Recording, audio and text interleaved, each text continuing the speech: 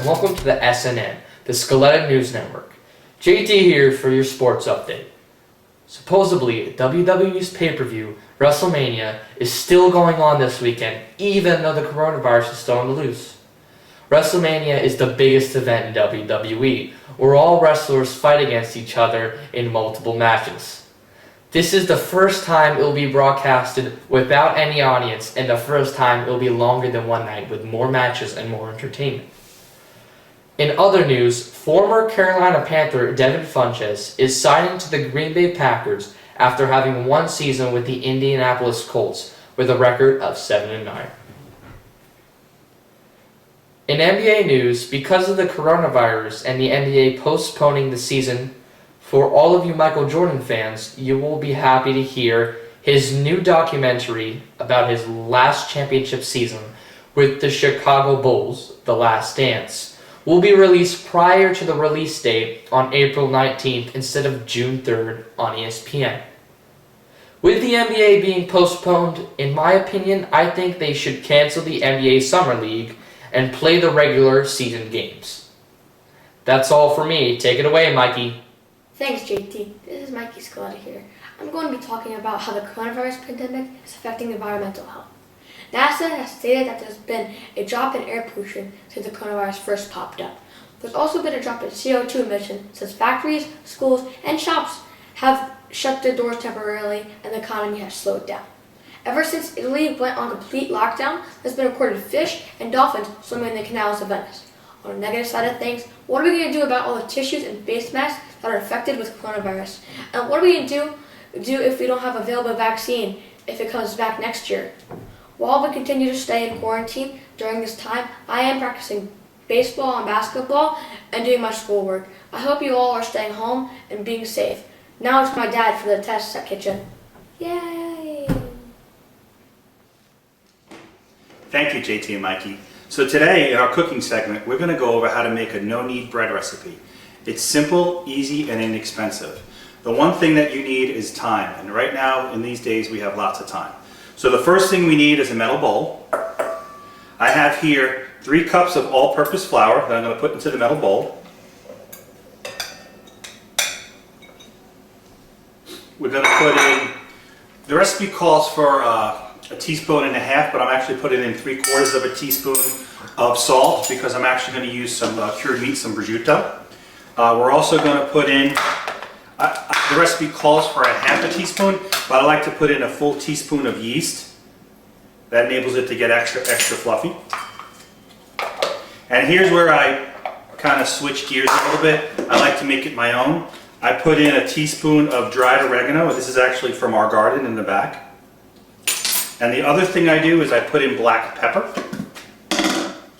And I put in about a teaspoon of that also.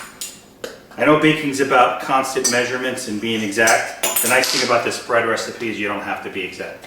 So those are the dry ingredients. I'm just going to mix them around really quick with a fork. And I'll show you a close-up of that in a second. We're a one-camera shop here. The other thing I'm going to add is this is diced prosciutto. It's actually a cured ham that I get from Tennessee.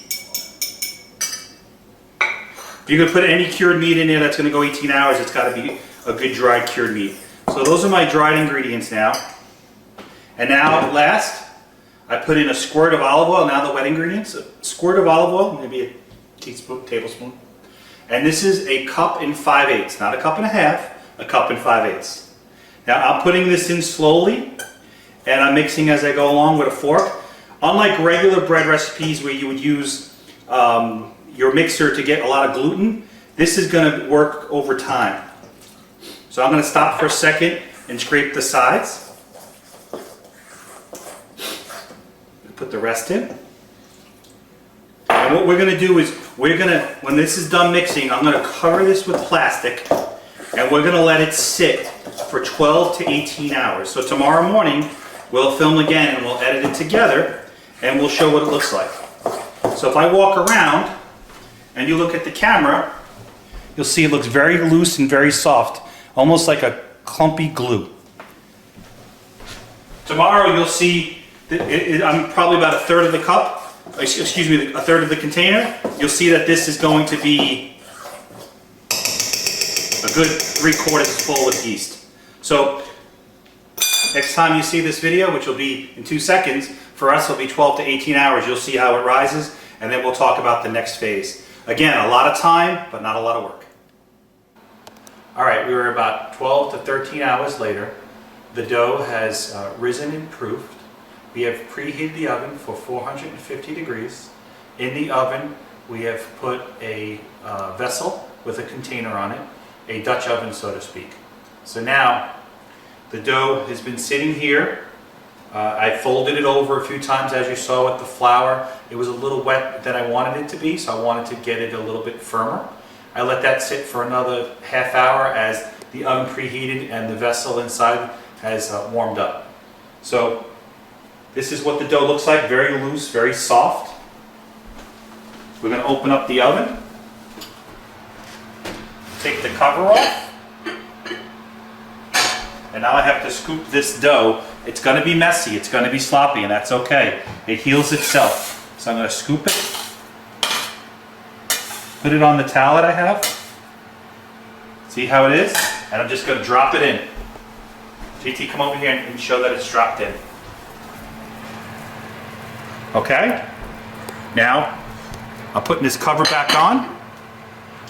Shake it a little bit, put it in there, and it's going to sit for 30 minutes covered. 30 minutes later, I'm going to uncover it and let it go for another 20 to 25 minutes. Alright, so the bread is out of the oven. I've let it cool. And here's what the final product looks like. Let's see if we hear a nice sound to it. It looks nice. I'm going to cut it down the middle and see what it looks like. Oh, you hear that crunch?